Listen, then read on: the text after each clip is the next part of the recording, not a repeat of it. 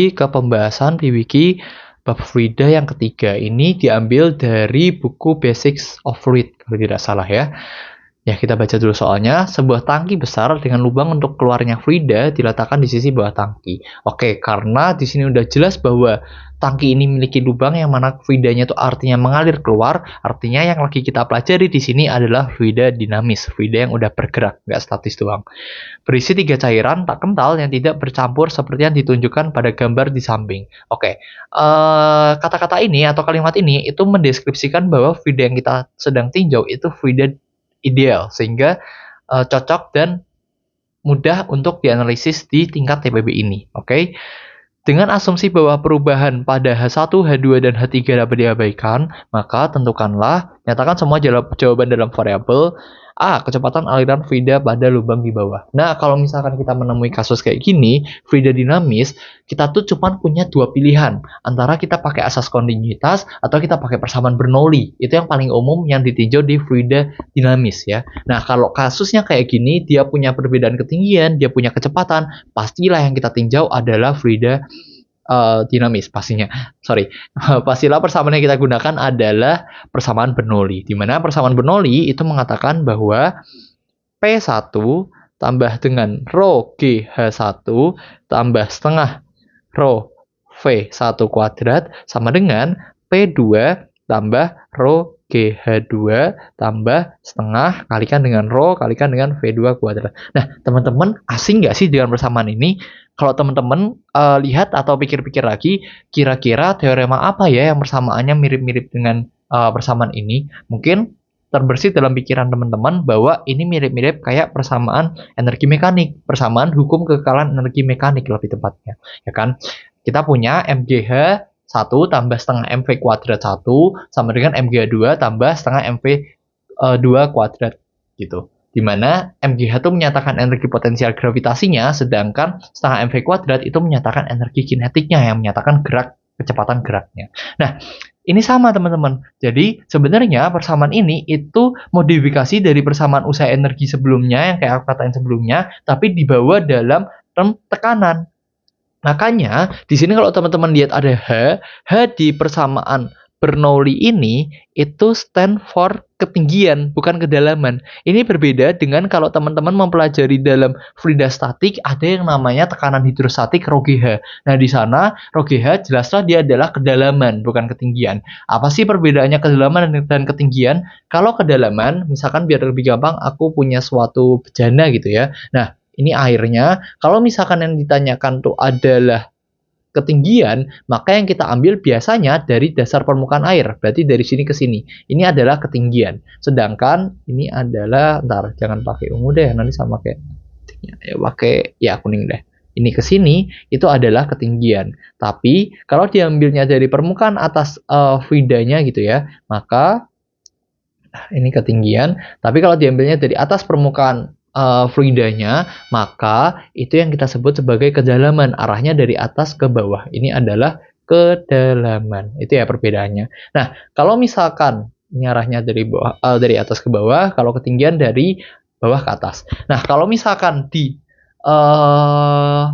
tinjauan persamaan Bernoulli ini hanya itu untuk ketinggian, bukan kedalaman. Hati-hati, karena kalau perbedaan rancuan atau acuan itu bisa aja menyebabkan salah plus minusnya dan nanti malah salah jawaban hasil akhirnya. Oke? Nah, kalau teman-teman perhatikan lagi, ada yang nggak ada di persamaan konservatif energi mekanik, yaitu si P1 dan P2 ini. Nah, P1 dan P2 ini itu stand for tekanan eksternal kalau dia punya. Kalau misalkan sistemnya tuh kayak gini, dimana kita akan ninjau kalau kasusnya kayak gini ya, kemungkinan tuh kita akan ninjau titiknya di atas banget sama di ini keluarnya si cairannya ini gitu. Nah, kalau ini kita kan lihat bahwa semuanya itu kan berkontak dengan udara secara langsung ya. Maka kalau demikian pastilah tekanan eksternalnya itu dapat diaplikasikan tekanan atmosfer. Nanti kalau misalkan enggak, kalau misalkan ternyata buntu gitu ya yang kita tinjau, ya berarti belum tentu ada tekanan atmosfernya. Tapi untuk di kasus ini karena kedua titik yang aku mau tinjau itu adalah titik di sini nih, di ini permukaan air ini dan di titik lubang ini, maka kedua titik itu berkontak langsung dengan udara. Maka P1 dan P2 pastilah berupa tekanan atmosfer. Jadi aku bisa tuliskan ulang, tekanan atmosfer sama ditambahkan dengan ini sama dengan tekanan atmosfer juga ditambahkan dengan ini. Dimana karena kedua ruas ada tekanan atmosfer, aku bisa kurangkan kedua ruas dengan tekanan atmosfernya. Sehingga kita dapatkan rho GH 1 tambah dengan setengah kali rho V1 kuadrat sama dengan rho GH2 tambah setengah kali rho V2 kuadrat. Nah, teman-teman perhatikan ya, ini adalah soal yang cukup umum di permasalahan fluida dinamis kayak gini, suatu pipa Torricelli atau suatu bejana Torricelli, bejana yang bocor gitu dengan lubang di bawahnya. Nah, cara mengerjakannya bagaimana? Tidak perlu panik. Ini pertama-tama teman-teman bisa terapin kayak aku tadi, yaitu kita tinjau titik-titik di atas dan di bawahnya gitu ya. Dimana di atas tuh di permukaan paling atas air di ember atau di bejananya, sedangkan di bawahnya itu yang sejajar dengan lubang itu ditempatkan. Kenapa? Nanti kita akan lihat.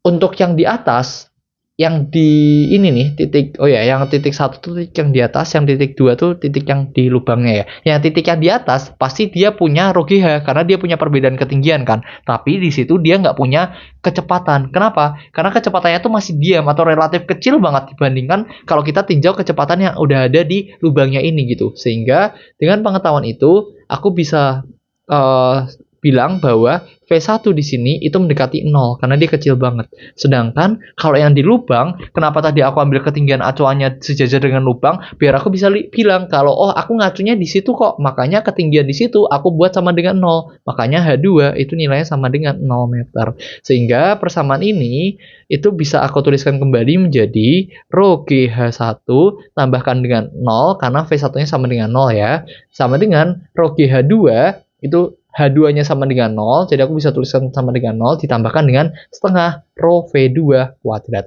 Nah, ini kasus yang kalau khusus di kasus nomor 3 ini yang bentuknya kayak gini, itu nggak cukup umum di TPB karena biasanya di TPB itu satu bejana atau satu ember hanya terdiri atas satu fluida gitu ya. Dimana kalau di sini kan terdiri atas 3 fluida. Tapi jangan panik, ini cara ngerjainnya juga mirip-mirip kok. Bedanya di sini karena satu ember ini terdiri atas 3 fluida yang dinotasikan sebagai rho 1, rho 2, dan rho 3, maka rho GH-nya yang menyatakan ketinggian tiap fluidanya itu harus dipecah menjadi 3 juga karena kan dia terdiri atas 3 fluida. Nggak adil dong kalau kita notasikan sebagai rho GH-nya itu satu fluida doang. Makanya di sini aku bisa pecah ini menjadi rho 1 kali G kali H1 tambahkan dengan rho 2 kali G kali H2 gitu ya, ditambahkan dengan ini rho 3 kali G kali H3. Sedangkan yang ruas kanan yang dipilih yang mana? Karena kecepatannya itu mengacu hanya pada fluida 3, rho 3 di sini, ya udah berarti ini itu mengacu pada setengah kali rho 3 yang disentuh atau fluida yang mengalir pada lubang itu dikalikan dengan V V kuadrat gitu aja lah ya, berarti kalau di sini. Oke. Atau ya bolehlah V kuadrat gini aja lah, nggak masalah. Oke, dimana berarti kita punya persamaan umumnya rho 1 kali G kali H1 tambah rho 2 kali G kali H2 tambah rho 3 kali G kali H3 sama dengan setengah kali rho 3 dikalikan dengan V kuadrat. Oke, di sini G aku bisa kumpulkan kayaknya jadi G kali rho 1 kali H1 tambah rho 2 kali H2 tambah rho 3 kali H3 sama dengan setengah kali rho 3 kali V kuadrat. Nah, kalau tadi diminta menyatakan kecepatan aliran fluida pada lubang di bawah dalam bentuk variabel-variabelnya, ya udah berarti aku punya pertama-tama V kuadrat sama dengan yang ini aku pindahkan ruas kanan ke ruas kiri, maaf. Sehingga kita dapatkan 2G per rho 3 dikalikan dengan rho 1 kali H1 tambah rho 2 kali H2 tambah rho 3 kalikan dengan H3. Oke, nah kemudian untuk mensimplifikasi aja gitu ya, bentar aku tambahkan halaman dulu. Ya, untuk mensimplifikasi aja, aku bisa bagi kedua yang ruas kanan ini dengan rho 3H3 deh. Jadi kita akan dapatkan di sini ini 2G kalikan H3-nya aku tarik kiri, makanya nanti bisa aku bagi dengan rho 3H3 gitu ya. Terus ini akan menjadi apa berarti? Rho 1 kali H1 per rho 3 kali H3 tambah rho 2 kali H2 per rho 3 kali H3 tambah rho 3 kali H3 per rho 3 kali H3 itu kan sama dengan 1 ya. Berarti sini aku bisa tuliskan sama dengan 1. Sehingga kita dapatkan ini adalah 2 kali G kali H3 dikalikan dengan 1 ditambah dengan rho 1 kali H1 tambah rho 2 kali H2. Aku gabungkan aja, penyebutnya adalah rho 3 kali H3. Sebenarnya nggak harus kayak gini, cuman ini aku ambil salah satu contoh yang paling sederhana deh bentuknya. Sehingga kita dapatkan V itu sama dengan akar dari 2GH3 dikalikan dengan 1 tambah rho 1 kali H1 tambah rho 2 kali H2 dibagi panjang dengan rho 3 kalikan dengan H3. Oke, ini adalah ya benar. Ini adalah bentuk V yang ditanyakan pada soal dan kita udah berhasil membuatnya dalam bentuk variabel semua. Oke, sekarang pertanyaan poin B karena masih ada poin B. Oke, poin B, jika tinggi lubang dari dasar tangki adalah H, oke, berarti ini adalah H gitu ya. Ini adalah H besar, H kapital. Maka berapakah jarak mendatar fluida yang dapat dicapai dari lubang ke dasar tanah? Maka berapa jarak mendatar? Oke. Nah, kalau teman-teman lihat, ini adalah suatu kasus parabola, ya kan? Kasus parabolanya kayak gimana? Aku bisa gambarkan ulang. Ambillah ini adalah si lubang tangki tadi gitu ya, dimana airnya tuh mengalir mendatar awalnya, tapi kan gara-gara ada gravitasi, pasti dia lama-lama turun ke bawah ya. Dengan ketinggian si lubangnya itu dinotisasikan sebagai H. Ya udah, kita udah tahu V awal, dimana karena awalnya tuh si fluidanya geraknya ke arah sumbu X doang, nggak ada komponen vertikalnya, maka kita tahu bahwa Vx itu sama dengan V yang kita dapatkan di ini soal nomor A, yaitu yang akar bla bla bla tadi lah ya. Kemudian kita juga udah tahu H yang merupakan ketinggiannya, percepatannya juga percepatan gravitasi, dan dia lagi bergerak ke arah bawah, maka nanti persamaannya adalah positif. Nanti aku akan jelaskan. Ya udah, berarti kalau yang ditanyakan adalah jarak mendatarnya, yang berarti dari sini ke sini itu berapa nilainya, yaitu D-nya itu berapa nilainya, itu kita bisa cari pakai D sama dengan Vx dikalikan dengan T. Nah, karena Vx itu sama dengan V dikalikan T, V itu apa? V itu yang kita udah dapatkan di poin A sebelumnya. Berarti di sini tugas kita tinggallah mencari T-nya. Nah, T-nya itu bisa dicari dengan persamaan GLBB vertikalnya. Karena di sini kita udah tahu ketinggian dan udah tahu percepatan gravitasinya, ya kan? Dimana oh iya, dikasih tahu juga kalau di awal-awal itu kan walaupun nggak dikasih tahu secara eksplisit ya, cuman kan kita tahu di awal-awal ini kan kecepatannya hanya ada di sumbu horizontal doang, sumbu X doang tadi ya. Makanya VY awal itu nilainya sama dengan 0. Oke, kita aku ini kan tarik buah dikit, set. Ini VY awal sama dengan 0. Oke, sehingga kita bisa gunakan dari hukum-hukum GLBB, kayaknya yang paling cocok, atau kita tulis dulu lah ya, hukum-hukum GLBB. Yang pertama, VY aksen sama dengan VY awal, karena dia arah ke bawah, maka dia plus G kalikan dengan T. Kemudian, H sama dengan VY awal kalikan dengan T, plus setengah kali G kalikan dengan T kuadrat. Dan yang ketiga, VY aksen kuadrat sama dengan VY awal kuadrat, plus 2 kali G kalikan dengan H kapital, kalau kasusnya di kayak gini. Oke, dari ketiga persamaan ini kita nggak tahu V aksennya, jadi kita buanglah yang persamaan 1 dan persamaan 3. Sehingga jelaslah kita akan pakai persamaan yang kedua, yaitu H sama dengan VY awal kalikan dengan T, plus setengah kalikan dengan G kalikan dengan T kuadrat. Dimana hanya tetap dalam H, VY awalnya dia 0, berarti ini 0, tambahkan setengah kali G, tetap dalam G aja, T kuadrat. Sehingga kita tahu bahwa T kuadrat sama dengan 2H dibagi dengan G, atau berarti T sama dengan 2H dibagi dengan G diakarkan. Oke, kita sudah dapatkan T, kita sudah dapatkan V gitu ya, sehingga tadi D yang dirumuskan sebagai V kali T, kita akan dapatkan jawabannya adalah D sama dengan V dikalikan dengan T, berarti V-nya akar dari 2GH3